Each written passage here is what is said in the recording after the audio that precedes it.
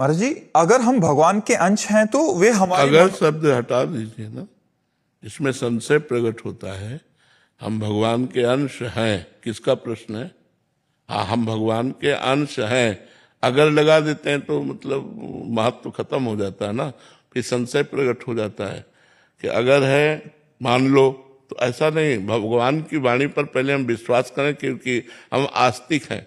गीता में भगवान ने कहा ममई वांशो जीव लोके जीव भूता सनातनः। इस बात पर हम विश्वास करें ना, विश्वास ही तो इस मार्ग की जड़ है। अगर विश्वास हिल गया तो फिर रह क्या गया? तो अगर हम भगवान के अंश से ऐसा लगा देते हैं तो इसमें एक संशय प्रकट होता है। तो हम अगर शब्द पहले वापस करते हैं, हम भगवान के अंश हैं। अब आगे बात। महाराज जी, हम भगवान के अंश हैं, वे हमारी मनोस्थिति हमसे बेहतर स्वरूप में जानते होंगे।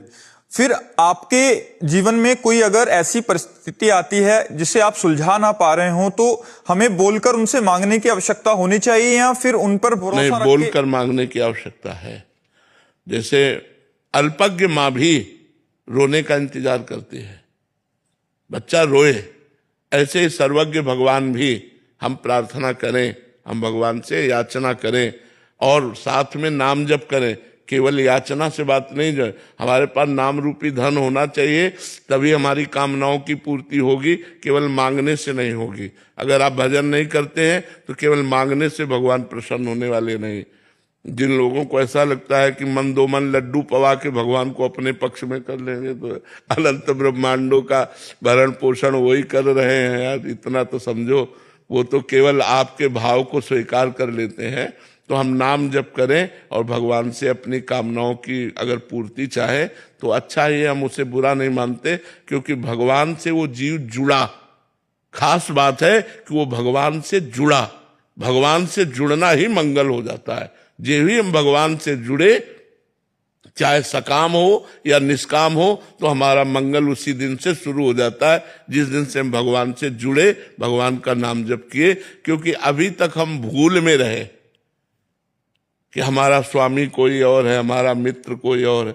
आज हम भगवान को भूल मिटाकर अपना मानना शुरू किया।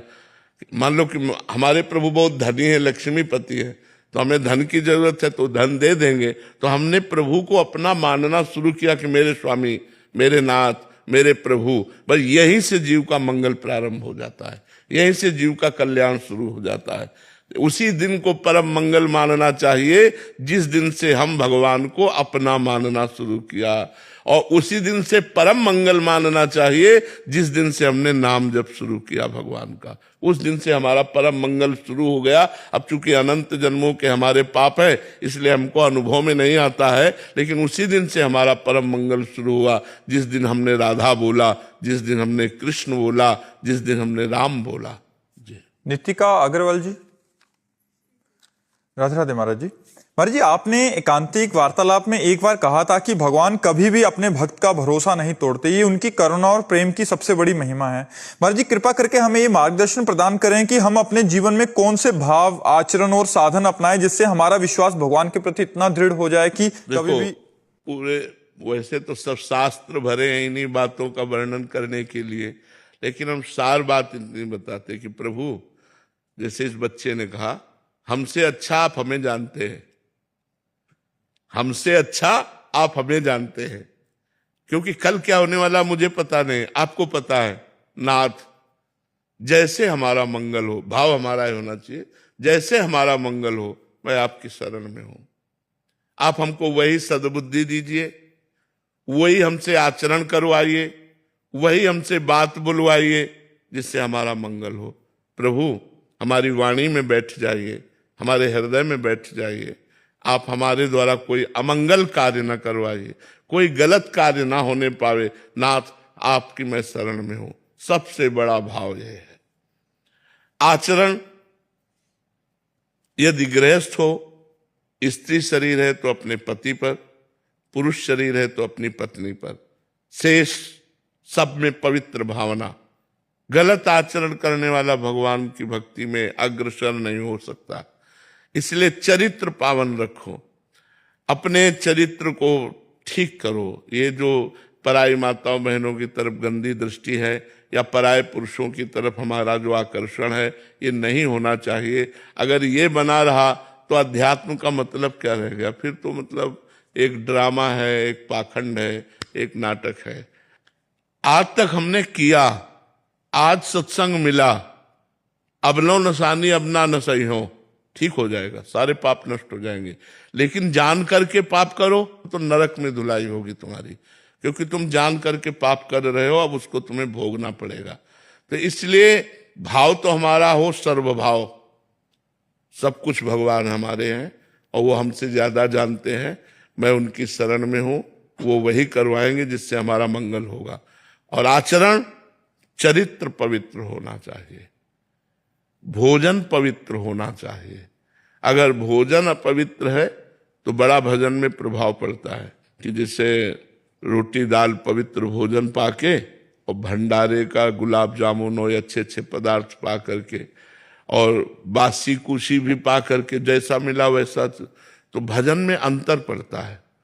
जैसे बासी भोजन कई दिन का है और वो मिला तो प्रमाद स्थिति लाएगा, वो भजन नहीं होने देगा। जैसे प्याज है, लहसुन है, ये जो त्याज्य वस्तुएं हैं, अगर इनको खाते हो आप तो आपके भजन में वृद्धि नहीं हो पाएगी, भजन पवित्र नहीं हो पाएगा। सात्विक भोजन चाहिए, सतोगुणी भोजन चाहिए, और जितना पवित्र भोजन होगा उतने हमारे पवित्र विचार बनेंगे। तो हमारा भोजन पवित्र, हमारा चरित्र पवित्र, हमारा चिंतन पवित्र, और भगवान का नाम जप करें, इसी से सब हो जाएगा। इतनी बात समझ लो, इसी से सब हो जाएगा। हाँ, तो हमारा कथन है कि आप जो दिनचर्या कर रहे हो उसमें जो आपका खाली समय है, आप उस समय नाम जप कर लीजिए। मान लो आपका 5 बार खाली समय मिला, राधा राधा राधा राधा, फिर लैपटॉप में लगे, व्यापार में लगे, अपने कार्य में लगे। फिर हमको 2 मिनट बाद टाइम मिला, एक बार बोल लें राधा, फिर तो हमारा भजन बन जाएगा। आप करके तो देखो, करके देखो। हमने एक बार बाहर कहा था कि अगर 5 मिनट में एक बार राधा नाम बोलोगे तो आप ले करके देखो, 5 मिनट कोई खाली ना जाए। हर 5 मिनट में एक बार राधा बोलो, आप फुर्सत 5 मिनट के लिए, फिर एक बार राधा बोल देना 5 मिनट में। आप देख लो, अगर महात्मा न बन जाओ तो बताना, गृहस्थी में रहते हुए एक महापुरुष बन जाओगे। आप नाम जप करके तो देखो। तो जैसे हम लोग एक बहानेबाजी मार देते हैं कि हम बहुत बिजी हैं, लेकिन गलत। आप ईमानदारी से जितने में बिजी हो वो कर्म भगवान को समर्पित कर दो और खाली समय में नाम जप करो। तो हम कह रहे हैं लैपटॉप चला रहे, 1 सेकेंड के लिए हमारी अंगुली रुकी, राधा, फिर हम चला रहे। हमारे पास बहुत समय है भजन का। अगर हम ईमानदारी से भजन करने के लिए सोचे तो बहुत समय है भजन करने का। वैसे भी हमने गणित लगा करके देखा कि आप 12 घंटे काम करते हो, 12 घंटे काम करते हो, तो आपके पास 12 घंटे बचते हैं। 24 घंटे होते हैं ना, 6 घंटे आप सो लेते हो तो आपके पास 6 घंटे बचते हैं। 2 घंटे आप भोजन में कर लेते हो तो आपके पास 4 घंटे रहते हैं। 1 घंटे मनोरंजन में दे देते हैं तो आपके पास 3 घंटे बचते हैं। अब ये 3 घंटे कहाँ व्यतीत करोगे? हमने 1 घंटा मनोरंजन दिया, 2 घंटे भोजन के लिए दिए, 6 घंटे सोने के लिए दिए, 12 घंटे कार्य करने के लिए, तो आपके पास फिर भी समय तो हम कहीं ना कहीं व्यर्थ में समय नष्ट करते हैं। यदि हम व्यर्थ में समय नष्ट ना करें, जो व्यर्थ का समय है, जो खाली समय है, उसमें भजन कर ले तो हमारा मंगल हो जाएगा। जैसे खाली समय में प्रभु नाम जप करते हैं, अगर माला से करते हैं, तो पहले मन के पे अगर हम 28 नाम का नाम जप करें और बाकी पे राधा राधा जपें, तो ये विधि सही है क्या? हाँ, किसी तरह भगवान से हमें जुड़ना है, हमारा मन प्रभु से जुड़े। वो चाहे 28 नाम, चाहे शास्त्र नाम, चाहे सत्य नाम, कैसे भी भगवान से हमारा जुड़े। नाम में जुड़ना परम मंगल है। माधुरी जी महाराष्ट्र से।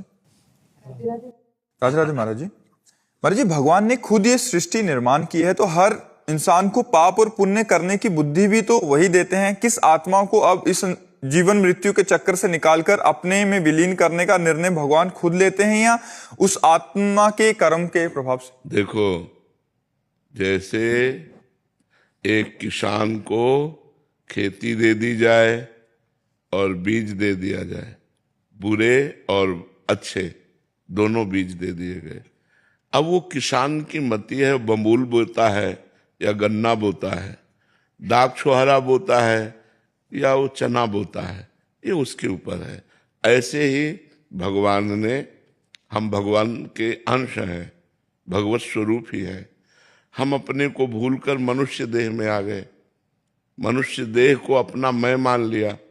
अब हमारे पास दो बीज है, पाप और पुण्य। आप कर्म भूमि में पाप बोते हैं या पुण्य बोते हैं, या आपकी छूट है।